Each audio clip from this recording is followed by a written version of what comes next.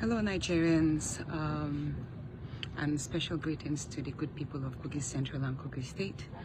I am Senator Natasha Akpoti Uduaghan, representing the Kogi Central District.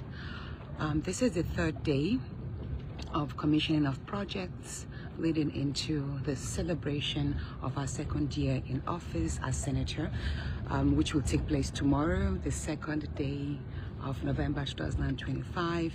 And right now, I and my beloved husband, who is asleep here, Alan.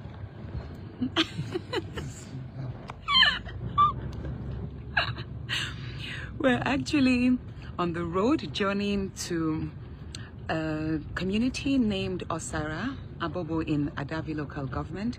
And let me flip the camera so you can have a look at it. Yep, you can see it's quite a bad road, and we're going to be on this bad road for the next 1 hour before we get to this settlement. Now, what are we going to do there? We have built a brand new primary and a brand new secondary school in this community we are going to. And this community, the primary settlers there are the Hausa Fulani tribe. We also have the Ibiras living near them, but primarily we have the Hausa Fulani community, which you primarily call the Ruga community. And the reason why we decided to build the brand new primary and secondary school there is because during my interface with the various stakeholders in Kogi Central, which was early last year, I had of course the indigenes of Kogi Central, the various artisanal groups, the professional bodies, the student unions. I also had all the diaspora tribes that are resident in Kogi Central, such as the Igbo, the Yoruba, the Hausa, and the Fulani. And I took time to ask each tribe, what do you need most? And then, sorry, my connection is slow. The reason why I'm going to be pretty fast, because as we are going further deep, 1 hour drive into this, into the bush, they will get to a point whereby there will be no service. But I promise we have a cameraman who will make videos, and I will later on in the evening post videos of the commissioning. I won't be able to go live there because there is no network, and that's one thing we are going to look into. So it's a very bad road, very, very, very bad road, and we're going to ride here 1 hour. You can see it's really bad. But this road is actually that which leads us to the Osara Dam. It leads us to Osara Dam, and we'll talk about the Osara Dam later. So basically, the reason why we built our office, facilitated the construction of the brand new primary and secondary school in this settlement is because, look, the Fulani Hausa community have been an integral part of Kogi Central. Right from when I was a little girl, I used to accompany my father, who was a medical doctor. He's late now, blessed memory, the late Dr. Jimo Abdullah Puti.